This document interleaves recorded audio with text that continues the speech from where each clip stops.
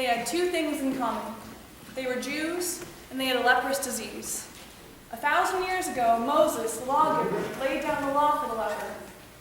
In the third book of the law, it is written, "The person with the leprous disease shall wear torn clothes, and let the hair of his head be disheveled. And he shall cover his upper lip and cry out, 'Unclean, unclean.' He shall remain unclean. As long as he has the disease, he is unclean. He shall live alone, and his dwelling shall be outside the camp." And so the lepers lived, if you can call it that, as outcasts separated from society. It is practically impossible for us to imagine the hopelessness and the desperation of the leper, for they are cut off, not only from the community, but also from the purification rituals of the temple. They are unclean, and they cannot become clean.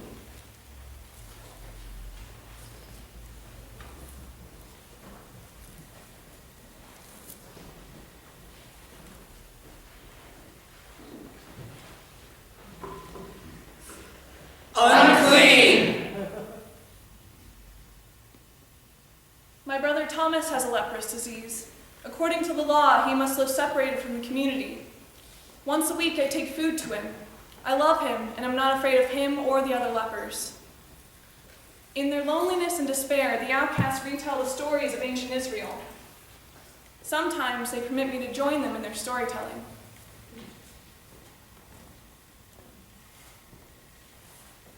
We reenact the victories of kings and the legendary deeds of prophets like Elijah. One of our favorites is the story of Naaman, commander of the army of the king of Aram, who was a great man and in high favor with his master, because by him the Lord had given victory to Aram. The man, though a mighty warrior, suffered from leprosy.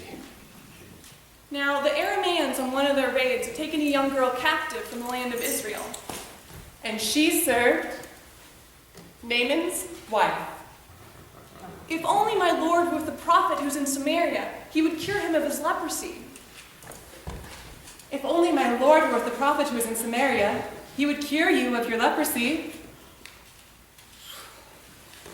So Naaman went in and told his lord, the king of Aram, just what the girl from the land of Israel said. If only my Lord were with the prophet who is in Samaria, if he could cure me of my leprosy. Go then, and I will send along a letter to the king of Israel.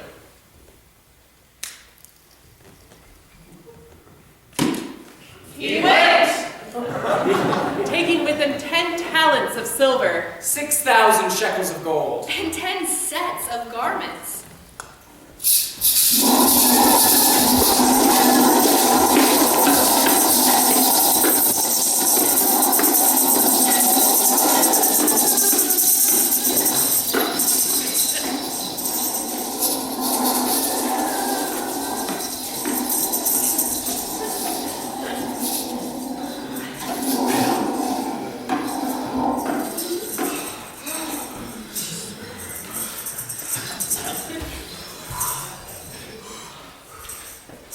he brought the letter to the king of Israel, which read, "When this letter reaches you, know that I have sent to you my servant Naaman, that you may cure him of his leprosy." When the king read this, he tore his clothes and said, "Am I God to give death or life that this man sends word to me to cure a man of his leprosy? Look, see how he is trying to pick a quarrel with me." But when Elijah, the man of God, heard that the king of Israel had torn his clothes, he sent a message to the king.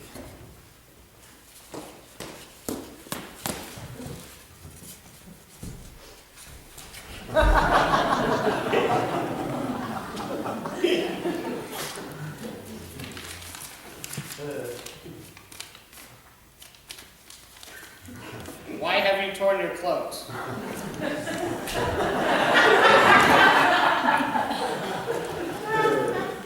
Send him to me, that he may know that there is a prophet in Israel. So Naaman went with his horses and chariots.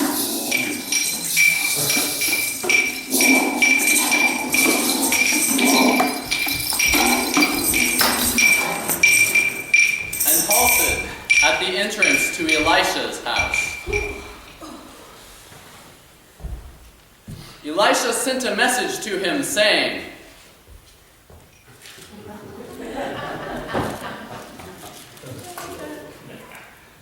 Go and wash in the Jordan 7 times, and you shall be healed, and your flesh shall be restored. I thought that for me, surely he would come out and stand and call on the name of the Lord his God and would wave his hand over the spot and cure the leprosy.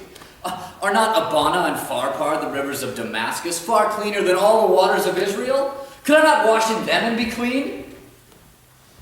But his servants approached and said to him, My lord, if the prophet had commanded you to do something hard, would you not have done it?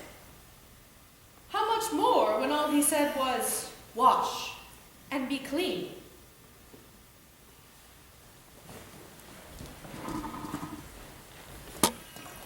One, 2, 3, 4, 5, 6, 7.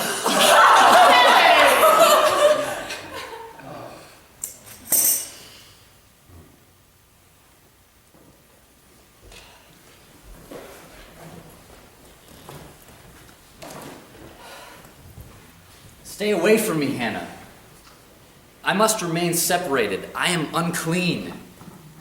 I have visited you like this for years, Thomas, and I have not become ill. Not ill, unclean. It is the law. He shall remain unclean as long as he has the disease. He is unclean. The people of the village will shun you as they shun me. You know I don't care what the people of the village think. Hannah, you're my sister, and I love you. Your visits cheer me up. We have come to depend on the food you bring us. But you cannot make me clean. No one can. A man came to the village some days ago, a healer. He is a man of God. He has helped many people. If only you would go to him, he would cure you of this leprosy. A man of God? God has been separated from me. God has forgotten me. Go to him, Thomas. If God wanted to heal me, he could do it here and now.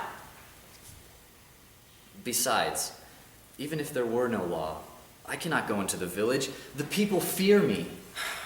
Who cares what they think? Why are they afraid when there's nothing to fear? They hate you and I hate them. They're filthy, they're rotten, they're... Unclean? Oh, Thomas, that's not what I meant. You know how hard it has been for me to be separated from the community and from God. Now, in your anger, would you be so quick to separate yourself?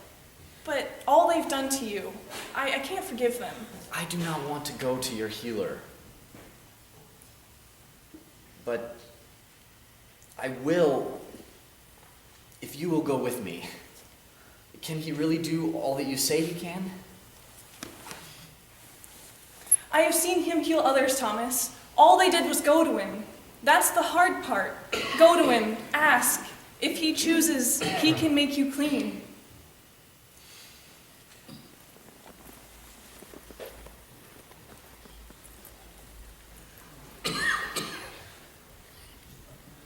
Unclean. I am leprous.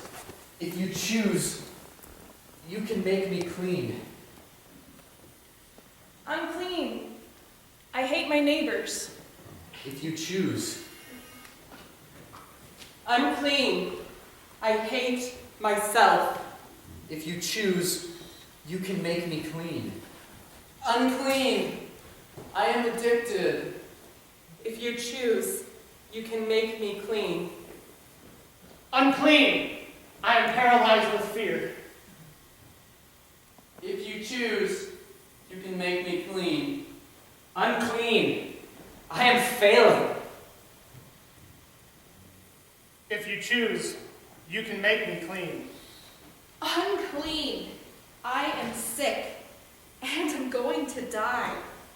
If you choose, you can make me clean. Unclean. I am tired of living like this.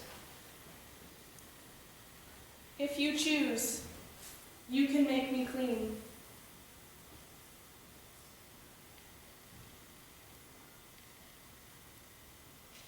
I do choose.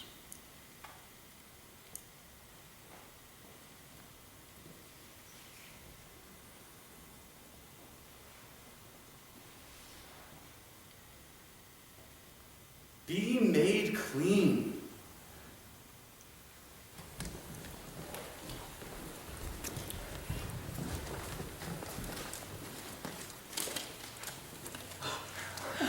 Now don't you tell anyone about